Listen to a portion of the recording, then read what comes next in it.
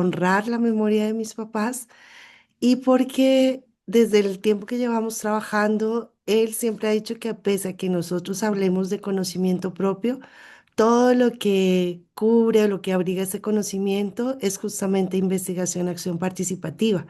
Creo que varios lo dijeron desde acá. Eh, eh, Hay muchos modos de hacerlo, hay muchas raíces desde donde ha surgido y pues bueno, ese es el camino un poco por el que estoy acá. Yo les voy a mostrar la foto de mis papás que están acá. Están los dos hace unos años, no sé si se ven muy bien.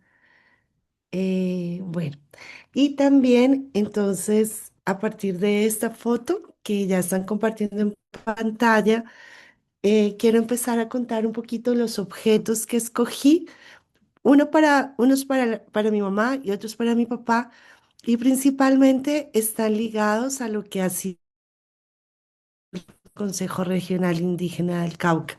Entonces, voy a mostrarles, creo que ya se puede ver acá, mi mamá. Y ahí se ven dos cosas, se ven tres cosas que fueron un poco las que escogimos en parte, y también su forma de escribir, que no sé si la tiene en la foto allá, que es su trazo. Es bueno, se los puedo mostrar. Se los puedo mostrar aquí también un poquito, aunque no creo que se vaya, que se vea tanto. Entonces, bueno, les voy a contar desde acá. Es decir, mi mamá era y sigue siendo porque espiritualmente está aquí.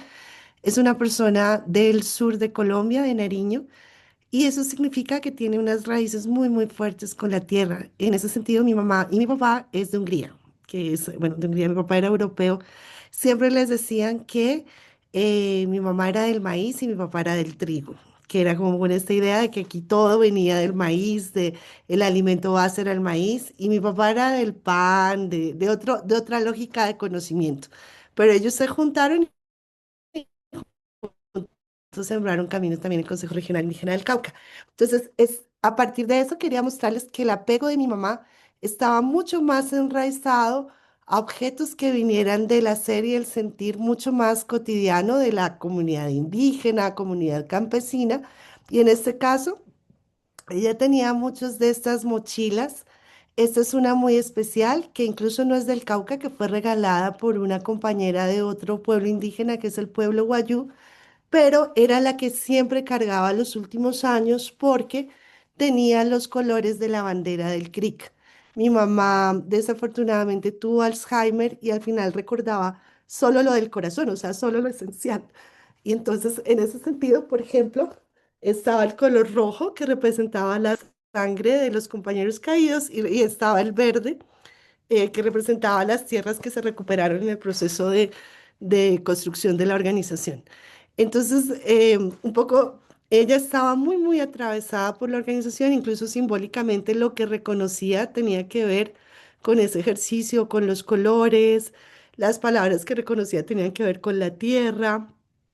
¿Y por qué lo escogí también? Porque su mayor aporte, y podríamos hablar al conocimiento propio, fue el sentar las bases y la orientación junto con muchos otros compañeros de lo que aquí se denominó la educación propia, que es un proceso de educación comunitaria que está enraizado fundamentalmente en las raíces culturales de los pueblos, pero que incluye, y aquí viene la muestra de los otros dos objetos, incluye también asumir y recoger de otros sistemas de conocimiento aquello que puede fortalecer el proceso mismo. Es decir, que no es un proceso que no es un proceso que está cerrado sobre sí mismo, sino que asume la posibilidad aquí desde muy adentro, cómo quiero que lo otro y qué quiero del otro, de otros procesos que me llegue a este camino que estoy construyendo. Entonces, porque él digo esto porque al haber sido su papel más fuerte en educación, el de fundamentar ese ejercicio, mi mamá, que no estudió en la universidad, ella solo hizo hasta el bachillerato, e hizo lo que aquí en Colombia sería, lo que no sé, en otras partes es como la básica, secundaria, no, no sé exactamente cómo se denomina en otros lados, pero ella decidió autónomamente que iba a hacer un ejercicio de construcción autónomo de la experiencia y cuando tuvo la posibilidad de estudiar, decidió que ella iba a construir como el camino de conocimiento desde esa documentación reflexiva de la experiencia del CRIC. Entonces, en ese sentido, mi mamá llevaba libretas a todas partes. Yo creo que no sabe la letra, pero aquí está. Y registraba todo porque ella asumía que al ser este un camino que se estaba registrando, que se estaba construyendo, que tenía que recoger otros modos de conocer que se daban principalmente no en campos que ya estuvieran sistematizados o documentados como libros, sino que principalmente se daba en campos de la experiencia, pues ella era de las que más decía que tocaba escribir, pero también recoger. Entonces cogía desde que era muy, muy chiquita, muy joven, y guardaba cosas que eran evidencia del camino. Ellos sembraron un camino muy, muy fuerte en el ejercicio de lo indígena, pero ninguno de los dos era puramente indígena, aunque mi mamá, por ser de Nariño, tenía raíces del pueblo Quillacinga, que es el pueblo indígena que habitaba donde habita mi abuela.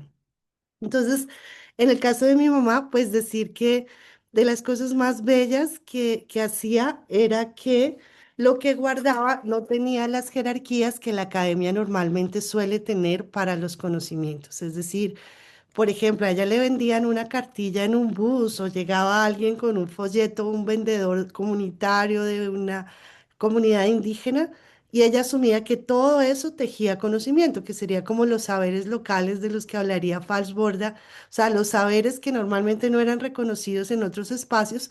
Y esto fue más o menos en los años 70. Pues ella ya identificaba que eso tendría que incorporarse dentro del camino de la educación propia y que tenía que tener una validez más allá de la vida cotidiana, que tenía que tener una validez también en los espacios menos informales de formación y que tenía que tejer camino la comunidad, lo que uno aprendía en comunidad, lo que uno aprendía en la familia y lo que tenía que verse en la escuela, quizá de modos distintos, pero que tuvieran un continuum que es lo que principalmente plantea la educación propia. Entonces, ese es el caso de mi mamá. Como creo que hay poquito tiempo, voy a explicar el caso de mi papá. Entonces, en el caso de mi papá, no sé si está el libro, bueno, hay un libro de la memoria de mi papá, y mi papá, quizá por esta raíz que tenía, que era una raíz no, era una raíz muy europea y aún así muy, muy comprometida con la organización del CRIC. Su mayor relación, de alguna manera, con objetos era la lectura y era una lectura que no estaba signada por la propiedad. Mi papá leía muchos libros, pero en mi casa no había ningún ejercicio de biblioteca. Él asumía que los libros se leían, pero no se guardaban. Entonces los libros circulaban, los documentos, mi mamá sí guardaba todo, mi mamá guardaba absolutamente, esto lo guardó ella, es decir, pero es parte de una cartilla que construyeron juntos cuando empezó el CRIC. Pero para mi papá los libros eran un soporte que transitorio de cierto tipo de conocimiento que le permitía entender cosas del mundo, no solamente de la organización, pero no tenía una relación de propiedad y tampoco la tenía en general con ningún objeto.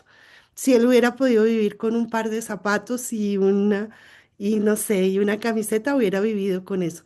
¿Por qué es importante decirlo? Porque parte de eso está conectado con el ejercicio comunitario, es decir, con la idea que él tenía de que la propiedad individual no era lo que más debía prevalecer en la organización, sino que todos los derechos colectivos, la propiedad colectiva, la voz comunitaria, incluso los dos de diferentes modos, tanto mi mamá como él, nunca tuvieron, nunca se enunciaban como yo hice o yo participé, sino que siempre hablaron de un nosotros, que es parte también un poco de la idea de la investigación acción participativa, en el sentido de que en el fondo todos los conocimientos, todas las elaboraciones y todo tiene una marca que va pasando por diferentes personas y diferentes lugares y la convierte en un conocimiento que a veces es quizá, entre comillas, registrado por alguien, pero que para que llegue a ser lo que es, pasa por un ejercicio colectivo. De cualquier manera, desde las marcas que tenemos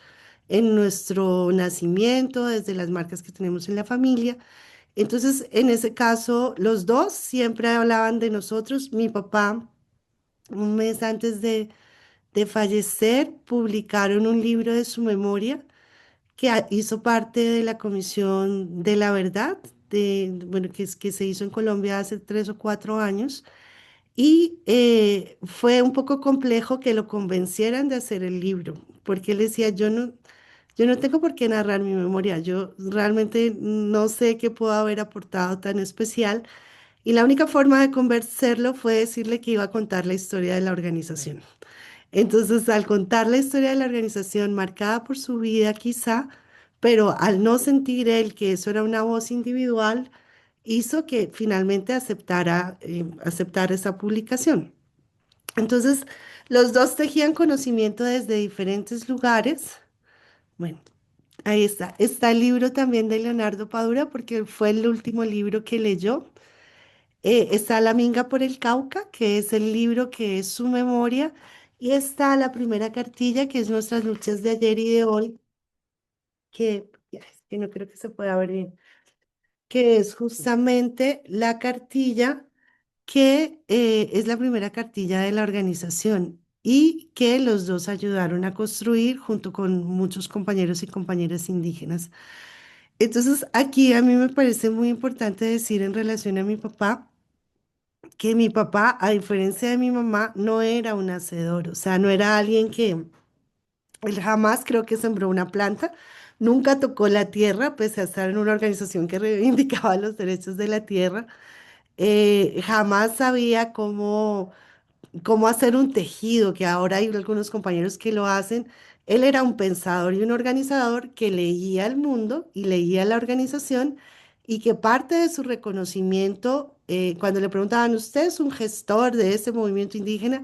Y le decía, no, yo no soy un gestor. Básicamente mi valor tiene que ver con haber acompañado una organización por muchos, muchos años y que ese acompañamiento, cuando se hace de una manera no vanguardista, cuando se hace de una manera en la que no pretendes posicionar conceptos que no son los que la comunidad ha construido, hace que tengas un marco de comprensión que es un marco muy profundo, que es el marco de estar ahí sin imponer, tratando de entender y tratando sobre todo de escuchar.